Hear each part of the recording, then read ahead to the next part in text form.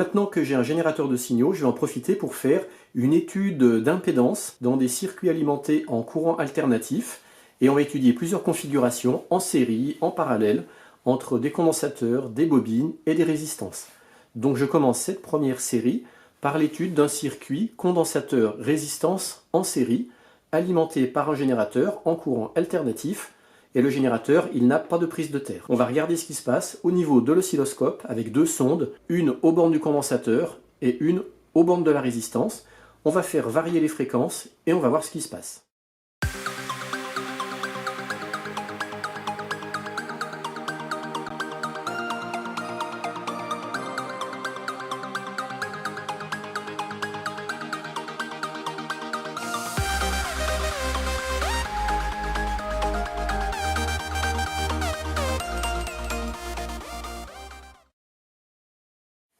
Alors voici mon premier circuit. Je rappelle, c'est condensateur, résistance en série, branché sur un générateur qui va alimenter ce circuit en courant alternatif, et le générateur n'a pas de prise de terre.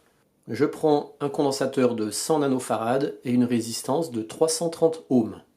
On va étudier la tension aux bornes du condensateur et aux bornes de la résistance. En branchant un oscilloscope, on va avoir deux voies. La première voie va analyser la tension aux bornes du condensateur. La deuxième voie va analyser la tension aux bornes de la résistance.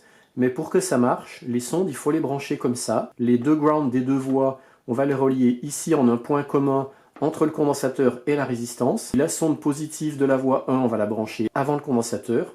Et la sonde positive de la voie 2 après la résistance.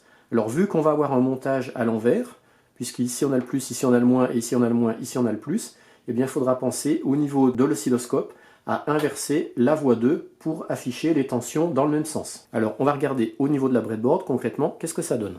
Ici j'ai mon condensateur qui est branché en série avec ma résistance. J'alimente le circuit avec mon générateur de signaux qui est là, avec mes deux sondes, moins, plus. Et ici j'ai mes deux sondes oscilloscope que je suis venu brancher comme je vous ai montré dans le schéma au tableau. Maintenant à l'oscilloscope, on va matérialiser les voies des deux signaux. Un signal qui, je le rappelle, sera aux bornes du condensateur. L'autre signal, la tension aux bornes de la résistance. Je vais faire varier ici la fréquence de mon générateur de signaux et on va regarder comment les signaux évoluent à l'oscilloscope. Alors je rappelle, ne pas oublier d'inverser le signal de la voie 2 puisqu'on va le lire à l'envers. Donc il faut bien appuyer sur inversion de signal. Ici, pour commencer l'expérience, on est sur une fréquence de seulement 100 Hz. La voie 1, c'est celle-ci. C'est le signal de tension aux bornes du condensateur. Donc on voit qu'on est quasiment au maximum, puisque 1 carreau égale 1 volt. Je précise, ne pas oublier d'étalonner les deux voies sur la même échelle. Ici, les deux voies sont sur 1 carreau égale 1 volt. Et on voit qu'on a un signal de tension aux bornes du condensateur qui est pratiquement de plus 2,2, moins 2,2 volts. Donc on a un grand signal. Et puis sur la voie 2, on a le signal de tension aux bornes de la résistance qui, lui, on voit, il est très faible. Si je mets les deux voies en même temps, ça fait ça. Alors ça veut dire quoi? Eh bien, ça veut dire qu'à basse fréquence, parce que je rappelle, on est sur un signal de courant alternatif à basse fréquence, de 100 Hz seulement, eh bien, le condensateur, vu qu'il a une forte résistance à ses bornes, ça veut dire qu'il va s'opposer au passage du courant. Et la preuve, c'est qu'aux bornes de la résistance, c'est ce signal de tension-là, on voit qu'on n'a quasiment pas de tension. Et pour une résistance, la tension et le signal ne sont pas déphasés, c'est-à-dire que quand on a un signal de tension faible, ça veut dire qu'il n'y a pratiquement pas de courant qui passe dans la résistance. Inversement, si on a une tension élevée aux bornes d'une résistance, ça veut dire qu'on a un courant fort qui traverse la résistance. A l'inverse, sur un signal de tension de condensateur, quand une tension est élevée aux bornes d'un condensateur, ça veut dire que celui-ci ne laisse plus passer le courant, il s'oppose au passage du courant. Et à l'inverse, si on avait un signal de tension très faible aux bornes du condensateur, ça voudrait dire qu'il ne s'opposerait pas ou très peu au passage du courant. Donc là, on voit qu'à très basse fréquence, notre condensateur a une forte impédance, puisque pour un signal alternatif, on ne parle pas de résistance mais d'impédance. Donc là, je remets les deux signaux mixés, et maintenant je vais augmenter la fréquence, et on va voir ce qui se passe. Là, je monte à 200 Hz, 300, 400, 500. Alors je vais déjà m'arrêter ici. Qu'est-ce qu'on voit? À partir de 500 Hz, on voit que notre signal aux bornes de la résistance commence à augmenter. Et là, je vais changer l'échelle pour faire disparaître cet effet de sautillement. Voilà, là on voit très bien. En canal 1, là c'est le signal de tension aux bornes du condensateur qui reste à plus de volts, moins de volts, donc quasiment élevé comme tout à l'heure. Par contre, là, c'est le signal aux bornes de la résistance Et là, on voit que contrairement à tout à l'heure, il commence à augmenter, parce que là, on est presque à plus 1 volt, presque à moins 1 volt. Je remets les deux signaux, et je continue d'augmenter la fréquence du signal. Donc là, je suis à 1 kHz. Maintenant, je passe à 2 kHz, 3. Et on voit qu'à 3 kHz, l'amplitude des deux signaux est quasiment la même. Donc je vais changer l'échelle pour qu'on voit mieux. Voilà, on voit très bien que les deux signaux ont quasiment la même amplitude. Donc là, ça veut dire que nos deux composants ont quasiment la même résistance, la même impédance à ce courant alternatif. La tension aux bornes du condensateur a commencé à baisser, la tension aux bornes de la résistance a fortement augmenté. Par contre, on voit également aussi un effet de déphasage, puisque le pic de tension aux bornes du condensateur ne correspond pas au pic de tension aux bornes de la résistance. Donc c'est ce qu'on appelle un effet de déphasage. Je continue d'augmenter la fréquence. Là, je suis à 3 kHz.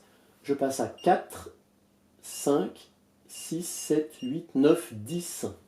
Alors je vais stabiliser l'affichage. Voilà. La voie 1, c'est la tension aux bornes du condensateur. C'est celle-là. Donc là, cette fois, on voit que la tension aux bornes du condensateur a fortement diminué. Plus 1 volt, moins 1 volt. Et la voie 2, c'est la tension aux bornes de la résistance. Et elle est quasiment à son maximum. Plus 2 volts, moins 2 volts. Je remets les deux voies en même temps. Et je continue encore d'augmenter la fréquence. Là, je suis à 10 kg. Je passe à 11, 12, 13, 14, 15, 16, 17, 18, 19, 20. Je vais monter directement à 120 kHz. Et là, qu'est-ce qu'on voit? Eh bien qu'on n'a pratiquement plus aucune tension aux bornes du condensateur, puisque c'est celle-là. Et maintenant, la tension est en totalité aux bornes de la résistance.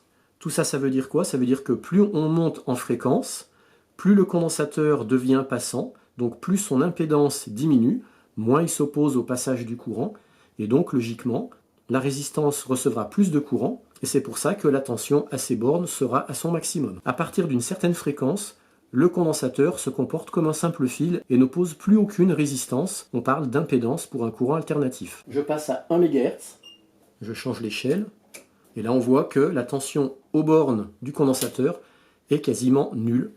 Donc le condensateur à très haute fréquence se comporte bien comme un simple fil et n'oppose plus aucune résistance au courant alternatif. Dans ce cas-là, on parle d'impédance, donc son impédance est quasiment nulle. Et donc c'est logique qu'on retrouve toute la tension aux bornes de la résistance. Conclusion, le condensateur a une très grande impédance à basse fréquence et une impédance quasiment nulle à haute fréquence. Dans la prochaine vidéo, je vous propose de voir qu'est-ce qui se passe avec un circuit composé d'une bobine et d'une résistance branchées en série sur ce même générateur.